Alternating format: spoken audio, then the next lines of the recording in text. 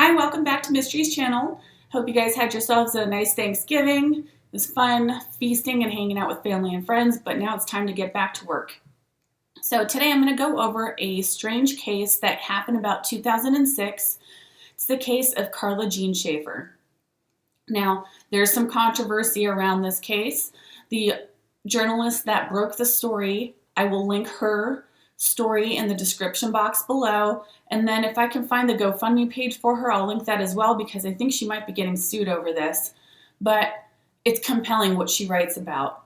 So I really want to see what your guys' input is on it. Do you agree with her that this was a case of either satanic or a ritual sacrifice, or was this just an accidental drowning? All right, today we're talking about the case of Carla Jean Shaffer. Carla Jean Shaffer is a mother of 2 daughters, a dance instructor, an artist, and at the time of her death, she was involved with a group called the Children of Light.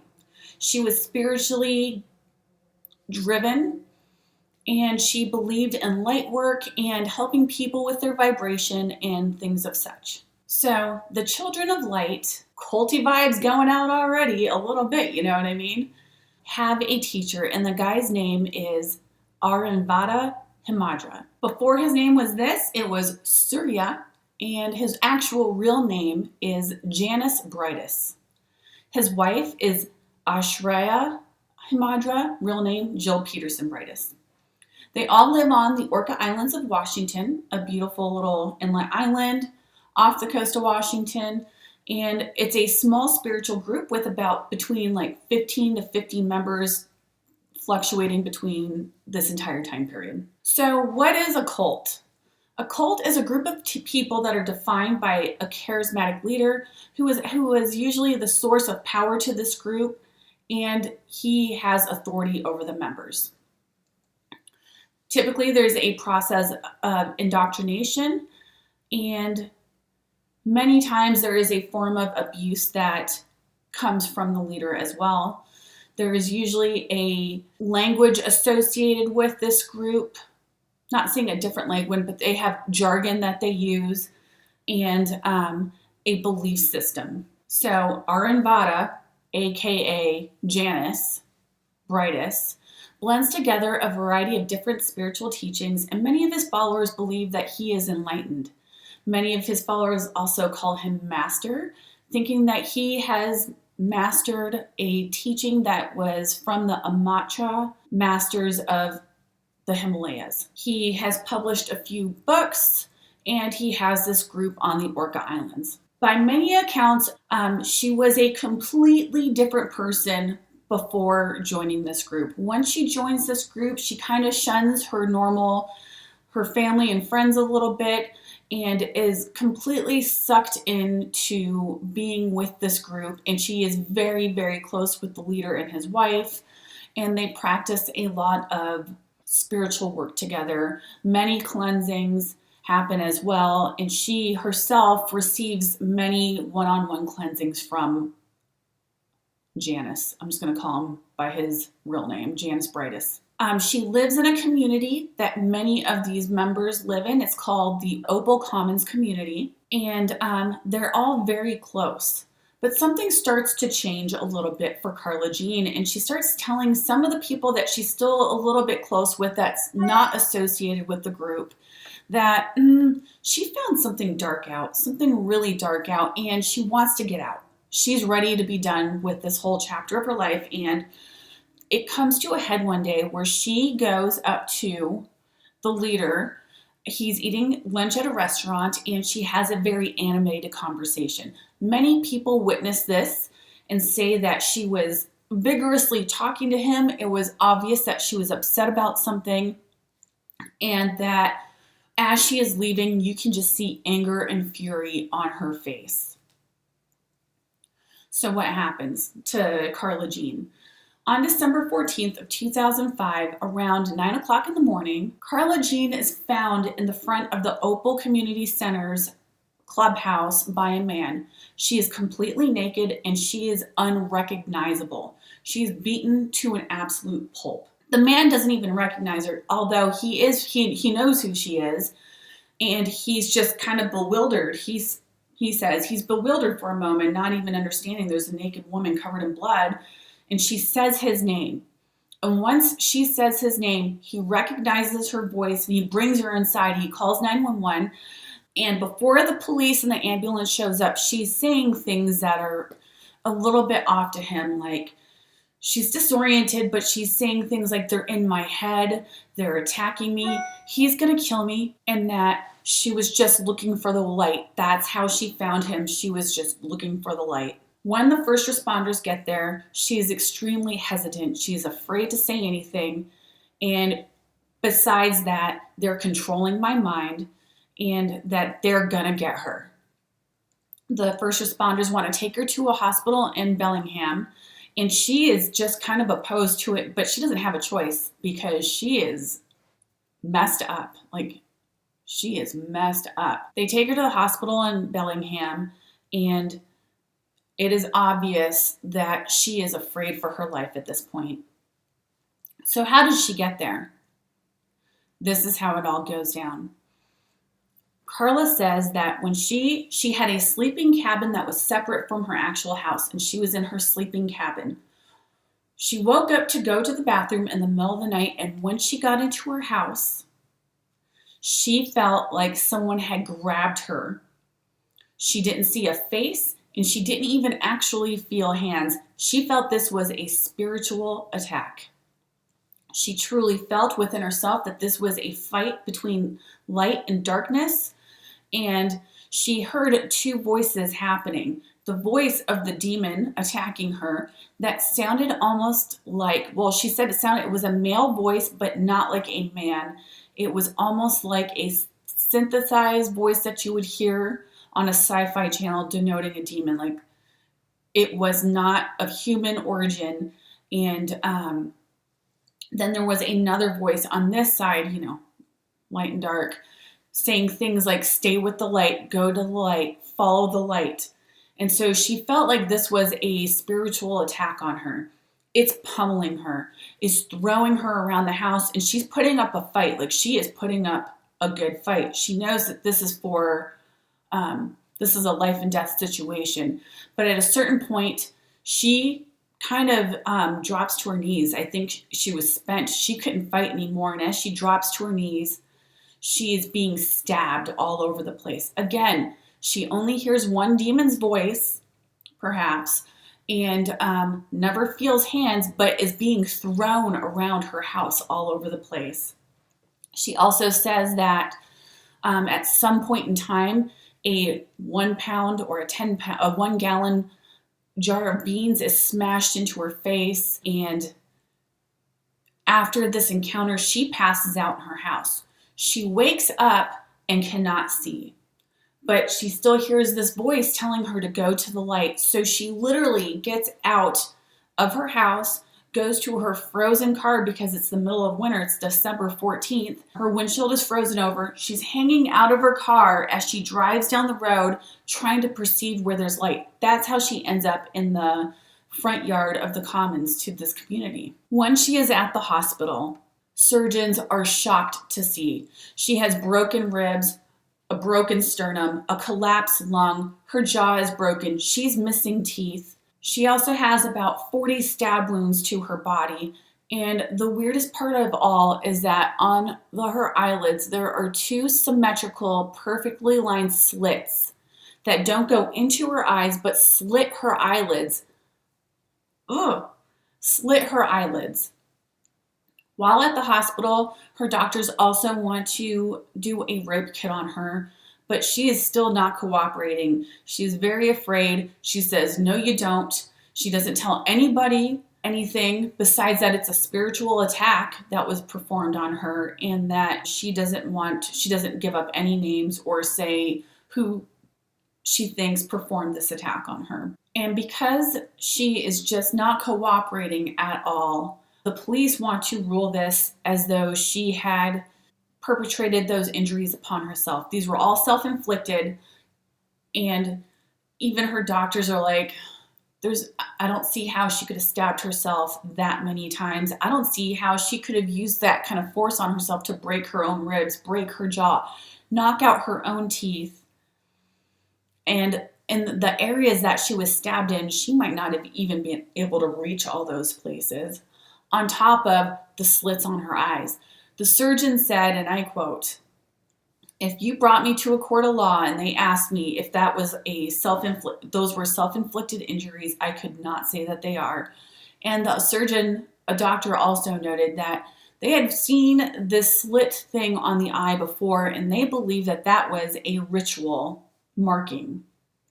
So she spends about 2 weeks in the hospital recuperating, going through surgeries, and then at that point they put her in a psych ward. I think she has to spend 3 days there because she was charged with doing this herself. They wanted to make sure she wasn't a danger to herself.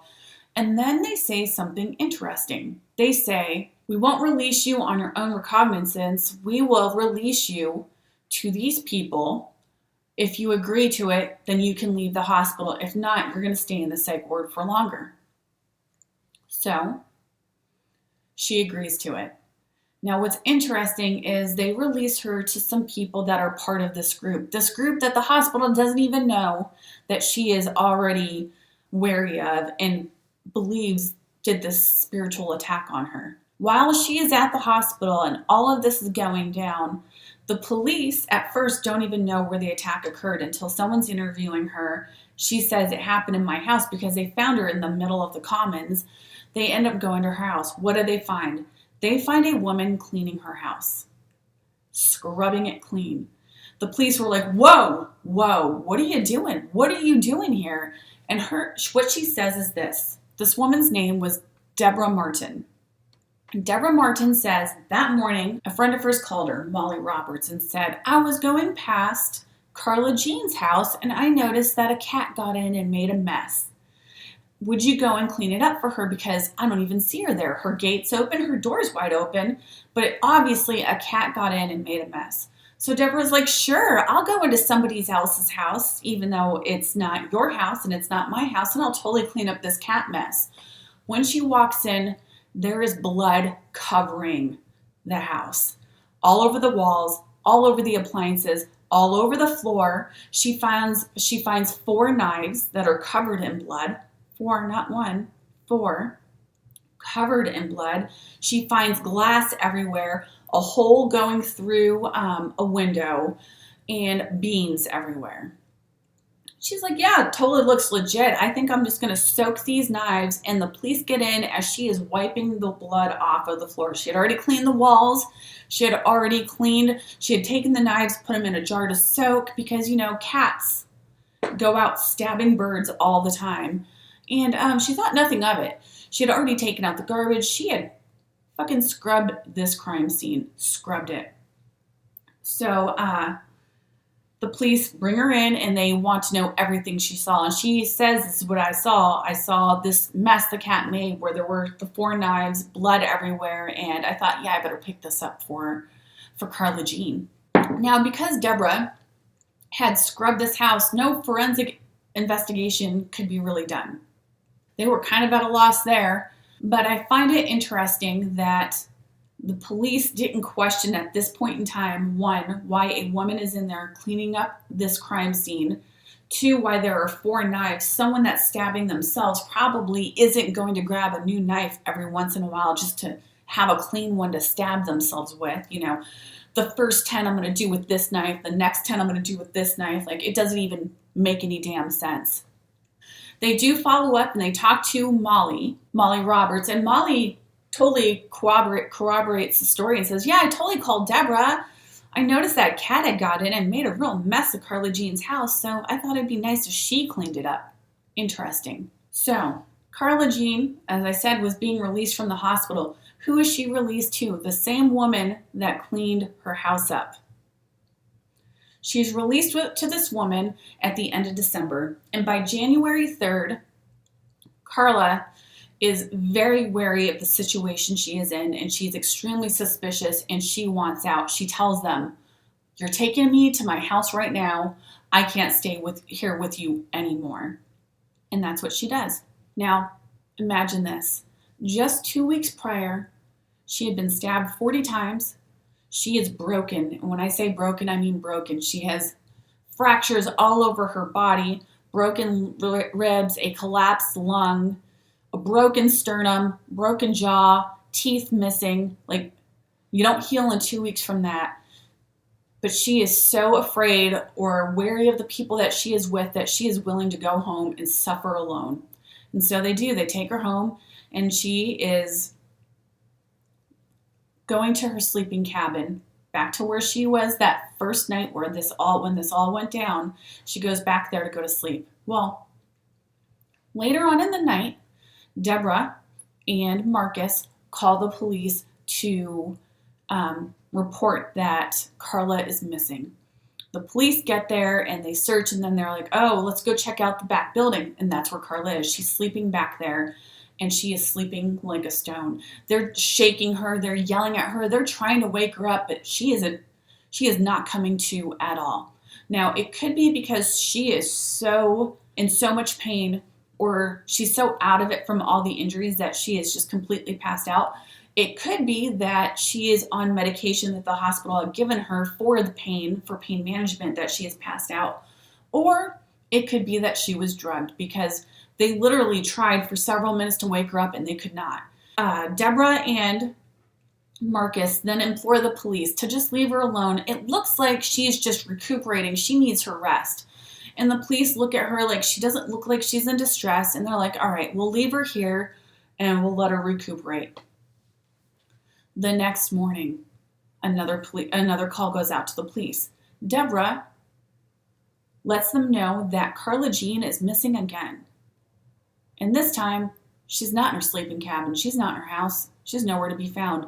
A search party is formed, and lo and behold, they find her body floating in a pond just a few hundred feet from where her home is, dead.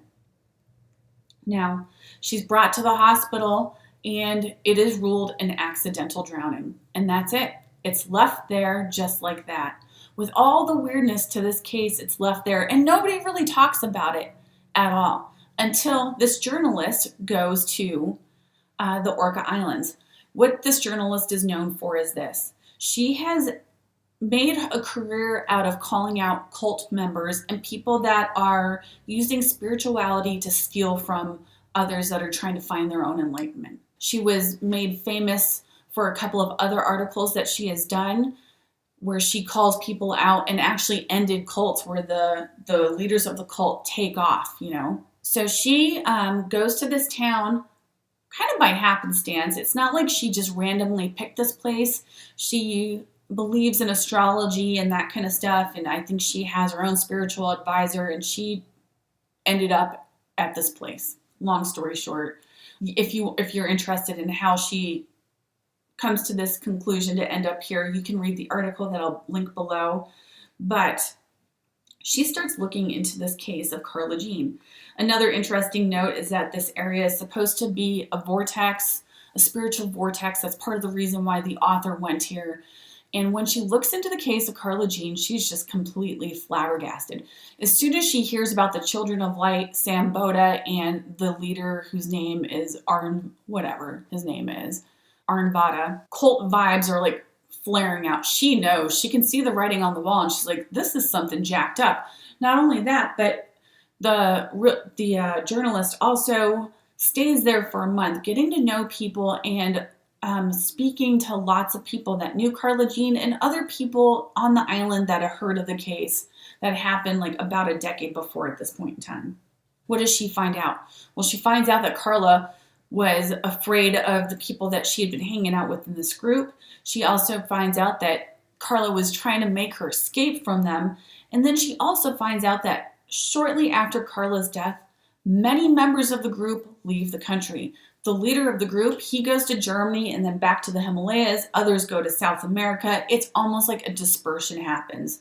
She's interviewing people from around the town, and she hears some pretty crazy effed up stories.